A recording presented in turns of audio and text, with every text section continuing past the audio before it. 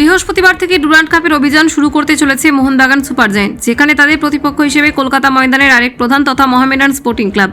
সপ্তাহ কয়েক আগে থেকেই সেই মতো প্রস্তুতি শুরু করে দিয়েছে সবুজ maroon brigade. Spanish coach Jose Malina এখনও পর্যন্ত শহরে না আসলেও বাস্তব রায়ের তত্ত্বাবধানে প্রথম ম্যাচে মাঠে নামতে চলেছে মোহনবাগান। কলকাতা লিগের ডার্বি ম্যাচের হতাশা ভুলে এবার এই ম্যাচ থেকে পুরো পয়েন্ট সংগ্রহ করে টুর্নামেন্ট শুরু করতে চাইবেন বিশাল কাইতরা। তবে এসবের মাঝে উঠে আসতে শুরু করেছে নয়া তথ্য।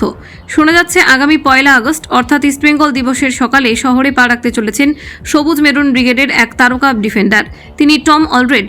যতদূর জানা গিয়েছে, অগস্টের প্রথম সকালে প্রায় 8:15 মাথায় কলকাতার বুকে পা রাখবেন এই বিদেশি ফুটবলার, যা নিঃসন্দেহে আত্মবিশ্বাস বাড়াবে দলের সকলের। এছাড়াও তার আগেই গভীর রাতে শহরে আসতে চলেছেন বাগানের ISL জয়ী কোচ হোসে মলিনা। উল্লেখ্য, গত সিজনে মোহনবাগান সুপার জায়ান্টের হয়ে নয়া রেকর্ড গড়েছিলেন মলিনা। প্রথম কোচ হিসেবে একই মরশুমে ইন্ডিয়ান সুপার লিগের লিগ শিল্ড জয়ের পাশাপাশি লিগ কাপ জিতিয়েছিলেন দলকে। সেক্ষেত্রে গুরুত্বপূর্ণ ভূমিকায় ছিলেন এই স্কটিশ ডিফেন্ডার। শুরুতে কিছুটা অফ কালার থাকলেও পরবর্তীতে সময় এগোনোর সঙ্গে সঙ্গে খাপ খাইয়ে নিয়েছিলেন দলের সঙ্গে, যার ফলে দেশের প্রথম ডিভিশন লিগের গ্রুপ পর্বের ম্যাচের পাশাপাশি চ্যাম্পিয়নশিপের রাউন্ডেও যথেষ্ট সক্রিয়তা ছিল টম অলরেডের। সেই দিকে নজর রেখেই এই নয়া সিজনে পুনরায় তার উপর ভরসা রেখেছে ম্যানেজমেন্ট। নিজের পুরনো ছন্দ বজায় রাখাই এখন অন্যতম টার্গেট বাগানের এই ডিফেন্ডারের।